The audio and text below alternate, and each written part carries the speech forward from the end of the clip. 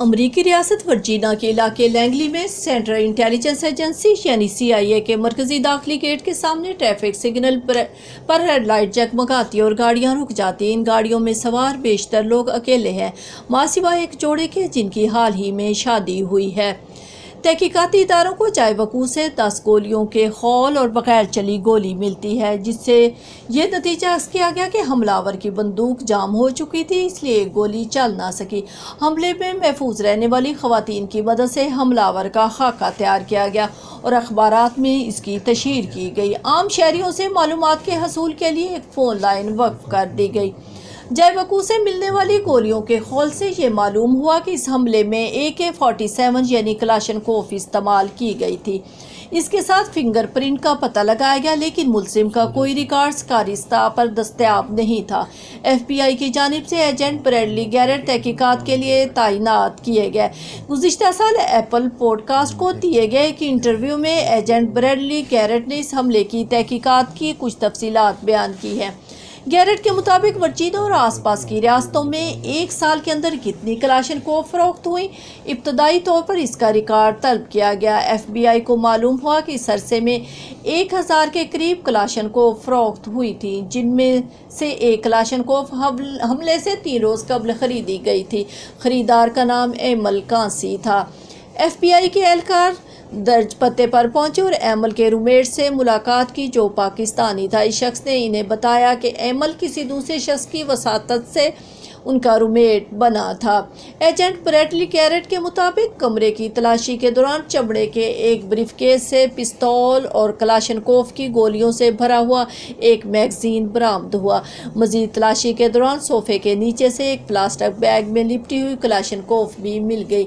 ایمل کے روم میٹ نے اسلحے سے لا علمی کا اظہار کیا اور پارکنگ میں موجود گاڑی کی نشاندہی کی، جس سے FBI کو یہ تصدیق کرنے میں مدد ملی کہ حملہ آور ایمل کانسی ہی ہے، جو حملے کے فوراً بعد پاکستان فرار ہو چکے ہیں۔ ایمل کانسی کا پورا نام ایمل خان کانسی تھا۔ BBC کو دیے گئے ایک انٹرویو میں انہوں نے بتایا تھا کہ سکول اور شناختی کارڈ کے ریکارڈ میں ان کا نام میر ایمل کانسی درج تھا، لیکن اپنے نام کے برعکس وہ بلوچ نہیں بلکہ پٹھان تھے۔ ایمل کانسی نے ابتدائی تعلیم گرامر اسکول کوئٹہ سے حاصل کی تھی، جبکہ گورنمنٹ ڈگری کالج کوئٹہ سے گریجویشن کے بعد بلوچستان یونیورسٹی سے انگلش لٹریچر میں ماسٹر کی ڈگری حاصل کی۔ ایمل کانسی کا تعلق پشتون قوم پرست سیاسی گھرانے سے تھا۔ ان کے والد پشتون قوم پرست رہنماؤں غفار خان اور عبدالصمد خان کے ساتھ رہے تھے۔ ان کے ایک قریبی دوست نے بتایا کہ ایمل کانسی زمانہ طالب علمی سے پشتون قوم پرست سیاست کی جانب مائل تھے۔ یونیورسٹی میں داخلے کے کچھ عرصے بعد تک وہ عوامی نیشنل پارٹی کی طلبہ تنظیم پشتون اسٹوڈنٹ فیڈریشن سے وابستہ رہے اور بعد میں وہ پشتونخوا ملی عوامی پارٹی کی پشتون اسٹوڈنٹ آرگنائزیشن میں شامل ہو گئے۔ چونکہ وہ خوشحال گھرانے سے تعلق رکھتے تھے، اس لیے ان کا دل اور دسترخوان وسیع تھا۔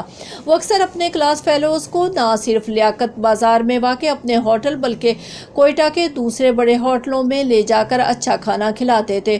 ہوٹل ہو یا یونیورسٹی کی کینٹین، بل کی ادائیگی میں کوئی بھی ایمل سے بازی نہیں لے جا سکا۔ ایمل کے دوست کا کہنا ہے کہ وہ دنیا بھر میں بالخصوص افغانستان میں کشت و خون کا ذمہ دار امریکی پالیسیوں کو ٹھہراتے تھے۔ انہیں افغانستان میں افغانوں کی بڑی پیمانوں پر ہلاکتوں پر بہت ملال تھا۔ ایجنٹ بریڈلی گیرٹ کے مطابق جب ہوٹل سے نکلنے لگے تو انہوں نے ایمل کے ہاتھ باندھ دیے اور سر پر کپڑا ڈال دیا۔ اس کو ایک گاڑی میں سوار کر دیا جو نصف گھنٹے چلتی رہی، جس کے بعد وہ ایک طیارے میں سوار ہوئے۔ بریڈلی کے مطابق یہ طیارہ ISI کے ایک جنرل کا تھا جس میں ہم راولپنڈی پہنچے تھے۔ وہ بتاتے ہیں کہ پاکستان کی خفیہ ایجنسی نے واضح کر دیا کہ ہم ملک نہیں چھوڑ سکتے، جس کی وجہ سے ہمیں وہاں 2 روز رکنا پڑا۔ گیرٹ نے اپنے انٹرویو میں کہا کہ انہوں نے ISI کے جنرل کو کہا کہ آپ نے ایمل کی گرفتاری کی اجازت دی، لیکن اب گرفتاری کے بعد میں یا میرا کوئی ایجنٹ اس کے ساتھ رہے گا۔ تاکہ اس کو کوئی نقصان نہ پہنچائے یا پوچھ گچھ نہ کرے، وہ اس پر رضامند ہو گئے۔ اگلے 2 روز ہم 4 افراد 4 گھنٹے سیل کے باہر بیٹھے تھے تاکہ ایمل کو کوئی تنگ نہ کرے۔ 2 روز کے بعد انہیں بتایا گیا کہ صدر کلنٹن اور وزیر خارجہ میڈیلن البرائٹ کی اپنے ہم منصبوں سے بات ہو گئی اور ہمیں جانے کی اجازت ہے۔ یوں 17 جون 1997 کو اسلام آباد میں امریکہ کا فضائی سفر شروع ہو گیا۔ ایمل کانسی کے مقدمے کی تحریری فیصلے کے مطابق طیارے میں ایمل کا طبی معائنہ بھی کیا گیا اور ایجنٹ گیرٹ نے ذاتی معلومات اور امریکہ آنے کے مقصد کے بعد حملے کے بارے میں سوالات کیے۔ ایمل نے بتایا کہ فائرنگ سے کئی روز قبل تک وہ یہ سوچتے رہے کہ CIA کے ہیڈ کوارٹر پر فائرنگ کریں یا اسرائیلی سفارت خانے پر۔ پھر انہوں نے CIA ہیڈ کوارٹر کا انتخاب کیا کیونکہ CIA کے حکام مسلح نہیں ہوتے۔ اپنے بیان میں حملے کی وجہ بتاتے ہوئے انہوں نے کہا کہ انہیں غصہ تھا کیونکہ امریکی طیاروں نے عراق پر حملہ کیا تھا اور وہ CIA کی مسلم ممالک میں مداخلت کی وجہ سے بھی غصے میں تھے۔ اس کے علاوہ انہیں امریکی اتحادیوں کی جانب سے پاکستانیوں کی ہلاکت پر بھی تشویش تھی۔ ایمل کانسی نے BBC کو دیے گئے انٹرویو میں تصدیق کی تھی کہ انہوں نے FBI کو دیے گئے اقبالی بیان میں حملے کی ذمہ داری قبول کی تھی اور انہیں بتایا تھا کہ انہوں نے سیاسی وجوہات کی بنا پر یہ حملہ کیا تھا۔ ان کے بقول اس کا مقصد مشرق وسطیٰ میں امریکہ کی خارجہ پالیسی، خاص طور پر اسرائیل نواز پالیسی کے خلاف احتجاج کرنا تھا، جو ان کے مطابق مسلمانوں اور فلسطینیوں کے خلاف تھی۔ ایمل نے اپنے تحریری بیان میں تصدیق کی کہ انہوں نے AK-47 کلاشنکوف اور 150 گولیاں خریدی تھی۔ حملے والے روز انہوں نے اپنا ٹرک روکا اور جیسے ہی سرخ اشارے پر گاڑیاں رکی تو انہوں نے گولیاں چلانی شروع کر دی۔ انہوں نے 10 گولیاں چلائیں اور 5 افراد کو نشانہ بنایا جن کے سینوں پر نشانہ لگایا گیا۔